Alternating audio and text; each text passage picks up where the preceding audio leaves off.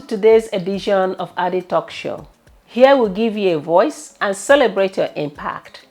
Our special guest in the house is a highly accomplished Nigerian immigrant in the United States. He is a people person, a visionary, an exemplar, and the Vice President of Information Technology at Behaviorally. His incredible success and numerous awards, including recognition by the state of New Jersey for his humanitarian efforts during the Super Sandy hurricane in 2012, are testament to his dedication and hard work. He is eager to share his insight on how he got there. Get ready for his inspiring journey. Please welcome Stephen Omogbehin. Thank you. Thanks for having me. Yes, it's wonderful having you in the house today. Yes, I'm very happy to be here. Steve is a guy with many talent and very courageous in all ramifications. I can tell you that. Now, Steve, can you share with us about your African and professional background? Sure. So I was born in Nigeria. I was born in Lagos, Nigeria.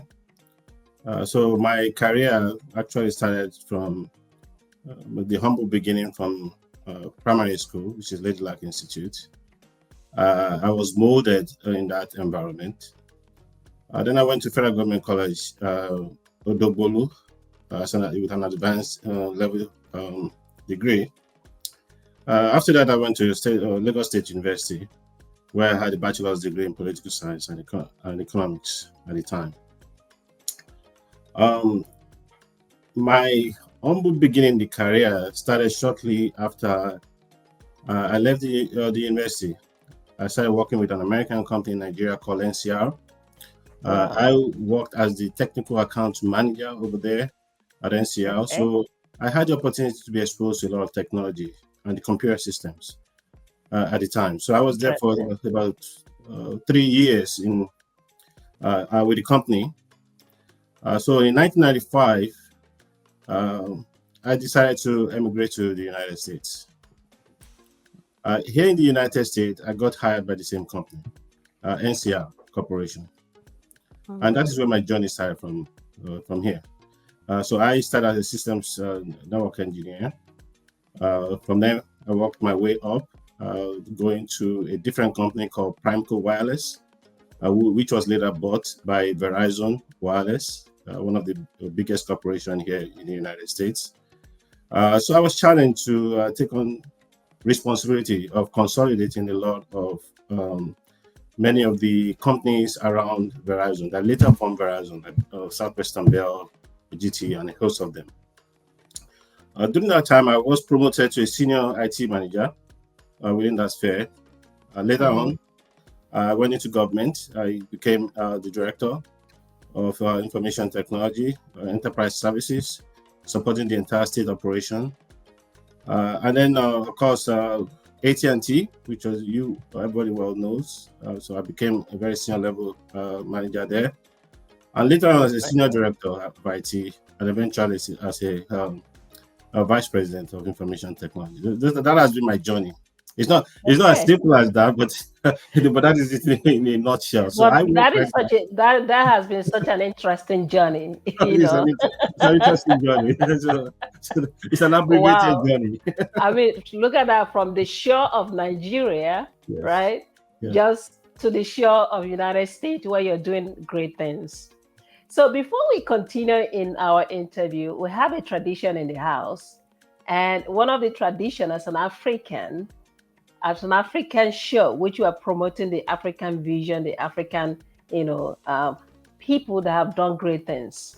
One of our tradition is to ask you, do you have an African first name? And what does it mean? Because our name comes with so many meanings that is behind it. So the African name is always circumstances surrounding your birth, right? Yes. So mine was Damilola. Damilola in full, but it's Damilola. Wow. It basically means God bless me with wealth. That's the meaning of that name. and that is based on the circumstances surrounding my birth. Wow. God bless me with wealth. Daminola, Oluwa Daminola. That is That correct. is an incredible name, and and I can see that wealth following you everywhere that you go. I am flattered. Thank you. That is quite interesting. Now, let me also ask you, as a Nigerian living in the United States, I know it comes with a lot of hurdles, a lot of challenges, right? Barriers everywhere, right? As a senior executive IT leader, how would you describe your journey so far in terms of the challenges that you have faced? Uh, if we have to continue, we'll be spending about 5 hours here on this show. So I know. I'll make it very We just brief. have to summarize it for us. Yes, I just have to make it very brief in a few seconds. Yes. One, it's been an incredible journey. It's been full of ups and downs sometimes. I can imagine. It's been full of challenges. For example, I remember one time where I was going to be promoted to a manager, and somebody said, "Oh, you don't have a degree from America." Wow. So that prompted me to go for a degree in America. So I had my master's degree. I actually went ahead and had a double degree, master's in business administration. Look at that. So master degree from Nigeria and master degree again here in the United States. Well, both of them are here. So I had a double degree because of that. Just because I don't want to give everybody an opportunity to. Then at some point in time, somebody said you don't have a certification, even though I'm fully qualified. So I decided to go for certification. Then I had double certification on top of that as an engineer, right? So anytime so you were like, all right, if you complain that I don't have this, I'm going to give you double of it. I'll give you double of it. As an African, you have to do maybe 5 or 10 times more than everybody else in terms of qualification. So those are the challenges. But after overcoming some of those challenges, then you face corporate challenges. Even within the corporate environment, you face those challenges. But I am glad that those challenges are the ones that shaped me. And those are the ones that created the type of opportunity that I have come to enjoy as a global head of an IT organization. Quite interesting. Thank you. That is such a journey. Now, let me ask you another question that may also interest our viewers. Identifying yourself with the African culture, right? How would you say that impacted your journey as a president right now, the vice president that you are right now in your current organization? How did that impact your journey? The Nigerian experience, the Nigerian culture, and the African culture as a whole is an incredible culture. Yes.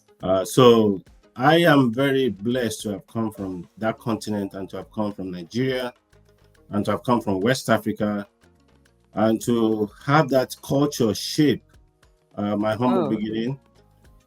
It has come in here. I don't think I would have been successful if I haven't been shaped by that culture. Wow. So I value tremendously, especially the Nigerian culture. And you can see the evidence. Nigerians are one of the most successful people across the world.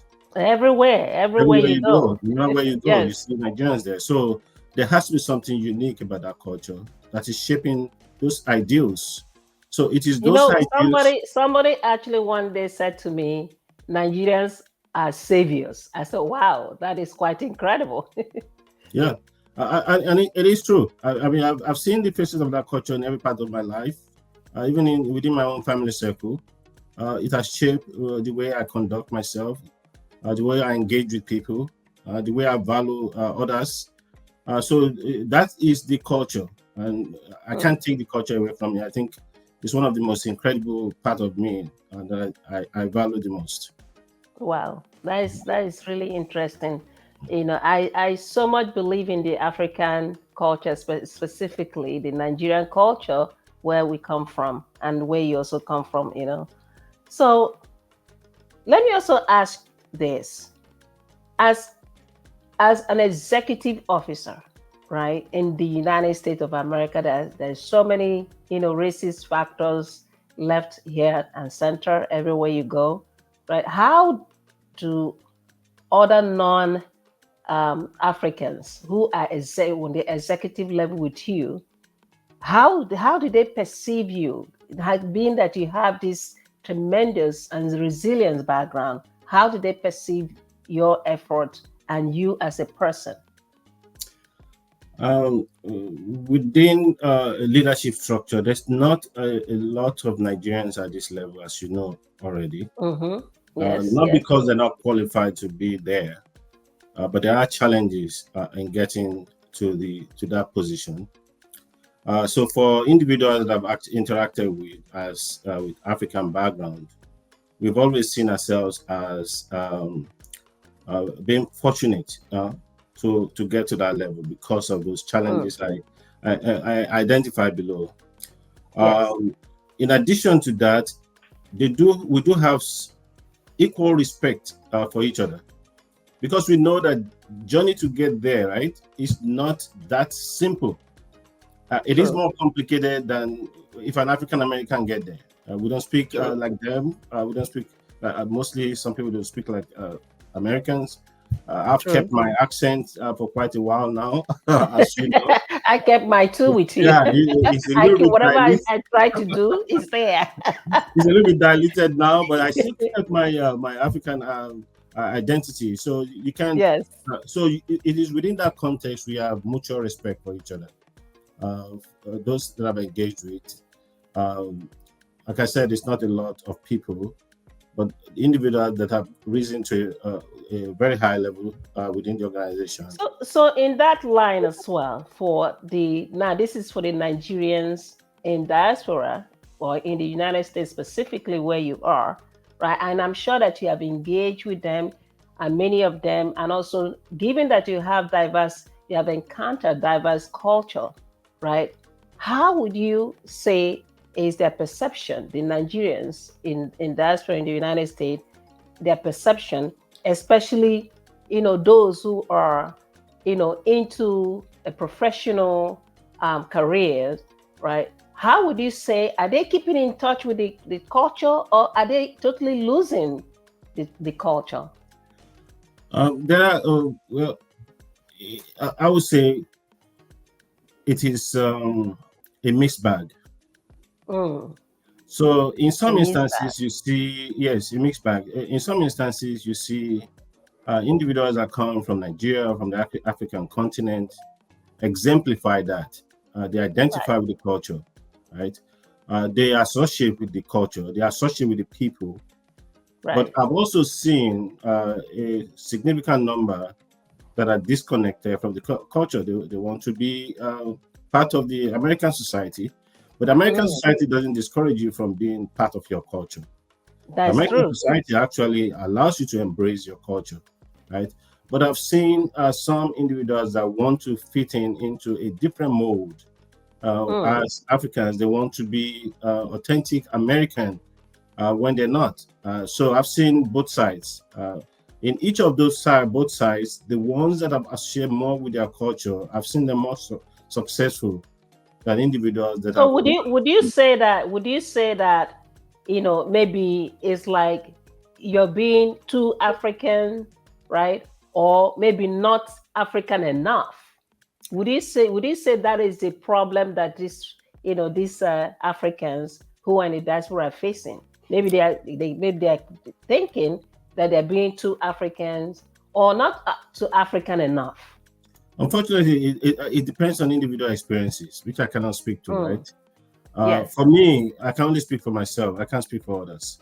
But what I've perceived, because I've managed individuals that are Nigerians, I've managed other African people with who have different African experiences.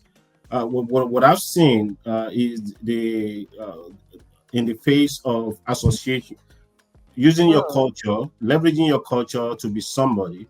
Some people move away from that culture, right? Because they want to belong into a different culture, right? So in so doing, sometimes they don't associate with Nigerians, or other Africans. They rather share with other races, right? Because they want to belong. Wow. That in some circumstances, for those who embrace the culture, you will actually see them talk about the African culture.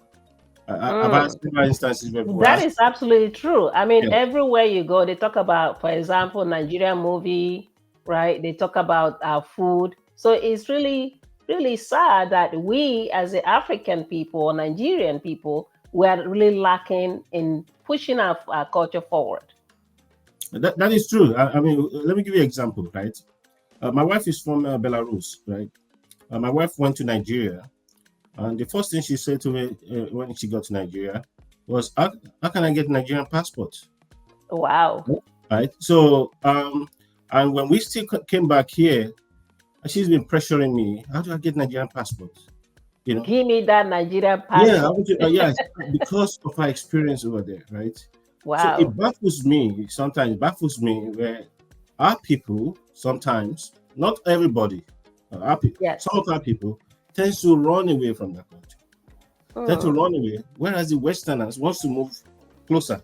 That is mind-boggling to me personally. So it depends on the individual. So how would you say that they can strike balance between these, two African or not being African enough? How would they strike balance? For me, the first aspect of it has to do with don't be ashamed of where you come from. A lot of people are ashamed That's of where they right. come Don't from. be ashamed. Yes. Yeah, don't be ashamed. Why are you ashamed? There is a plus and minuses in every single culture. And we came from one of the best cultures in the world. Why would you be ashamed? Some people complain about leadership and so on and so forth. Yes, we do have those. So are other countries, but they don't run away from that culture, right? So that's what my strong belief is. You have to embrace your culture. True. Embrace the good sides of your culture and try to change the bad part of your culture. We all know what the bad part is, right? True. So to me, that's where it starts from. Nice, great, guys. Now we're going to change gear a little bit towards the home front, right? And I know that once upon a time, you, Steve, you wanted to engage more in the political affairs in Nigeria, right? That is correct. Especially knowing that you have a political science degree from Nigeria, right? Mm-hmm. Now, can you share with our viewers what prompted you, especially somebody who is here, you're having all the funds, being a leader, and things are going on okay with you? Why bother with it? What prompted you? When people talk about your culture or they talk about your society in a negative way, and you personally know that that is not what your culture or your country represents. That's correct. And you found out that there are deficiencies within the society which you cannot ignore, right? That other people mention, especially foreigners talking about your culture. For example, the corruption and so on and so forth. And you see it in your own polity society. And you come over into a country which exhibits very similar characteristics, but it's not as evident, right? True. Then you begin to think, what can I do to make a difference? I do believe that there are the opportunities are there to make changes, especially within Nigeria, to improve the entire polity of Nigeria. This country, Nigeria, should be one of the best countries in the world. There is no other country that has as much resources as Nigeria. Whether you talk about human or capital resources, it has it. Whether you talk about culture, it has it. Whether you talk about people, they're friendly people. People love to come there. They have it. Whether you talk about the coastline, the beautiful coastline of Nigeria, or the scenery, there is no other country that has more than Nigeria. And the continent as a whole. It's a beauty of basket of food.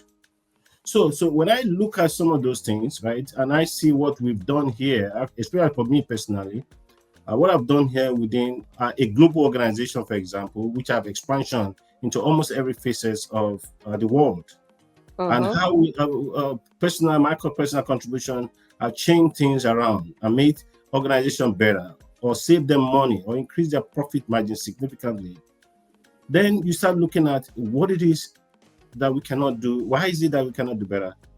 Exactly. Right? I mean, but if you also think about it, right? Nigerians, right?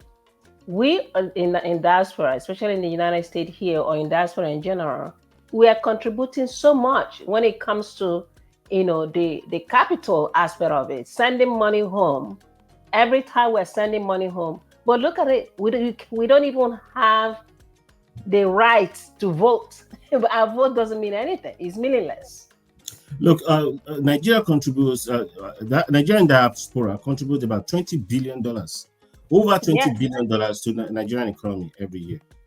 Okay, and there's a potential for more if there are structural changes within the country to attract more investment into Nigeria. Now, you think about it, for example, if you can double or triple $19 billion just for foreign exchange into your country alone, it is enough to build all of the hospitals that the country can use in almost every single region. All the hospitals are not going down this way. That is correct, right? Then if you look at some of the coastal services that we have, in terms of Jamaica doesn't have a lot, but they have water, they have the tourism industry. Now that's imagine, right? If you look at Nigeria, they have one of the best tourism infrastructure in the world. It's just that it's not developed as of yet. Now think about another billions or probably even trillions of dollars that can come from that. So I do believe in the potential for the country. And that is one of the reasons why at the time I wanted to get involved. I wanted to move to Nigeria. I wanted to get involved. I want to make a difference. And I believe I can. I think you and I, we did have that same passion about that, making that difference, right? And that is what is leading to this talk. Yes. Is to ensure that, we are still carrying the Nigerian, flag even higher, and the passion that we have within us. Definitely. Yeah, and people believe that they think it's difficult, but it's not. It is not difficult. These are things that we've done every single time here, coming here, making it different, changing the policy, changing the organization, and making it a success. We've done it several times here. So I do have that passion that it is possible to change the policy, to change the conversation in Nigeria, to make Nigeria great. And you could see the influx of Nigeria going back to Nigeria. I think that would be one of the most tremendous activity that the government of Nigeria can ever embark on. And I'm a very strong believer. Let me ask you a follow-up question. That I see that you are so eager, you love your culture, coming from Nigeria. You would really want to participate and give all your best that you have also given here. Now, do you think that is due to lack of identity that is holding back the development of the African continent? I don't believe so. I don't believe it's the lack of identity. There's one thing that the African continent has, is the abundance of identity, right? Is the abundance of it. But there are other factors, right? That is contributing to the lack of speedy. I won't say there's no development. There's speedy development in the African continent. One of them is leadership accountability. So when you don't have your leaders being accountable, they do what they want. For example, somebody can decide to put $5 billion in their account, which is very common. Which is very common, and there is no checks and balances. There's nothing. Just take it. You take it here, you go to jail. So then you have subsidiary leadership, right, under the same common leadership, and they're doing the same thing. So if you steal 5 billion and I steal 1 billion, another person steals 3 billion, another person steals 3 million, what is there left to develop the society? Zero. Negative. It's negative, right? Yeah. Then you have a disgruntled people underneath. And you now have a generation of people that are stealing funds that is meant for the development of the people. And because of that lack of accountability and the rule of law, so there's impunity in leadership. There is no accountability in leadership. There's no accountability in followership, because the same followership may be siphoning money, and because the leadership is corrupt, then of course the subsidiary will be corrupt. And also, it's from the followership that you get the leaders. That is correct. It doesn't fall from heaven, right? Yeah, It's all here on earth. It's just like asking you to have somebody in the prison, to hire another person in the prison to come and make a change in the prison. There's never going to be There's never a solution. Yeah. So, but inject a different kind of spirit into the environment. Inject accountability, hold people accountable. Then have a development plan, a strategic plan, measuring your plan against your strategy and holding them accountable. There is no way. It's going to be very difficult, and then make them accountable to the people of Nigeria, for example, the people of Africa, for example. They will make different choices each time. True. So I do not believe that it's a question of identity. I think what Africa has is plenty of identity. But plenty. I mean, sometimes I've heard, non-Nigerians or African indigenes, and they will say, "Oh, you guys are too proud." so I guess, like you're saying, it's not a matter of identity that is holding us back. We believe so much in ourselves, and that is a drive that is making us to succeed, even in a country that we have adopted as our second country. Absolutely. And one of the things I see is an individual will know that they're incompetent to perform certain tasks. You know you're incompetent to perform the task. They put you in a position of competency where you're incompetent to perform the task, right? Then, because you're incompetent, you cannot radiate through the rest of the organization. That is some of the things that is happening within the African continent. It has nothing to do with identity. It's the quality of people within those kind of leadership structure. Yeah. So looking ahead, right? Obviously, we have to get to somewhere. Hopefully, that is our hope. Every one of us, right? That is our hope. What do you envision for the future of Nigerians living in a diaspora? The future for Nigerians living in diaspora is very, very bright. So over the years, I've had the opportunity to interact with Nigerian professionals at the bottom, at the middle, at the senior level.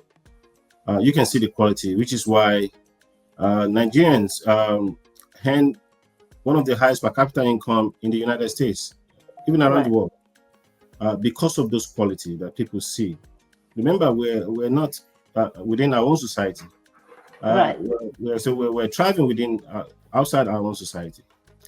So I do believe that the future for Nigerians or Africans, especially Nigerians, are very bright. What we need now is to be able to build each other up to contribute to that success. In my own little way, I think I've done my part. I'll continue to do my part.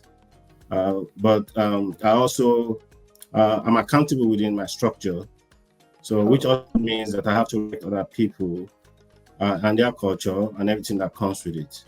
What about I know that most of the time we focus on the adults. What about the youth? Because we have a lot of Nigerian youth, African youth who are here all over the world, but have no idea, how to translate what they're doing here over to the continent. What do you envision, or what do you advise them to do? It is unfortunate because that is an unfortunate situation.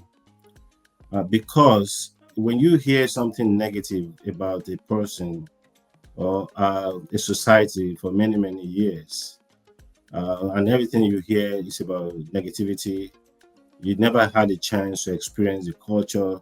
So many are born here, many were brought here when they were younger. So that perception, what they used to say, perception is everything, right? If you for many, many years, right, the African Americans in America, they have a very different perspective about we Africans that come from the other side. But you can see that over the years that is changing, right? You see several moving to Ghana, Right. uprooting themselves, Right. moving to Ghana, I moving to see other like a parts of mass the world. exodus moving to It's a Ghana. mass exodus because they've Yes. been able to go back there and see, whoa, this is not the perception that we had, right? Right. And also Yeah, the so, freedom. and then the freedom. Okay. So, Yes. so perception is what. So it depends on the parents have to change that perception. The parents have to take them to their roots. For example, I'm Right. taking my son to Nigeria, right? They have to Nice. take them to Nice. the country to see things for themselves. They Mm-hmm. have to change the perception and let them now form their own personal opinion about the perception. They need to make them go to individuals that are successful within the African continent, right? And let them interact with leaders within that environment, and they begin to change perception. So to Sure. me, that is where it first of all has to start from, and then they have to hone in after that. I don't think there's anybody born that says, "This is the way I am," but Right. everybody has their own impression about the society. Sure. But it is Sure. that society that will change their perception, all the people. Great. Great. Great. Well, Steve, I want to thank you so much for your insight, for sharing your insight with us. And before we wrap up, do you have a final word for our viewers? First of all, let me say that thank you, our viewers, for giving me the opportunity to be in front of you this morning. I am very grateful for that humble acknowledgement. But I do want for our viewers, I just want to say, do not give up. Yes. Don't give up. Don't give up on your belief about your culture. Do your part individually and collectively to make a difference. That difference will metamorphose. And let's continue to be hopeful of the potentials that exist, not just for us alone, also for the human race. So I Yes. do believe in that strongly. So thank you for the Well, opportunity. thank you once again for coming to the show. To all of you who tune in to the AdieTalk show, thank you for joining us. Remember to stay tuned in. We'll give you more provoking and engaging conversation. AdieTalk show is here to stay. Don't forget to click on the subscribe button. Stay amazing, stay well, and we love you.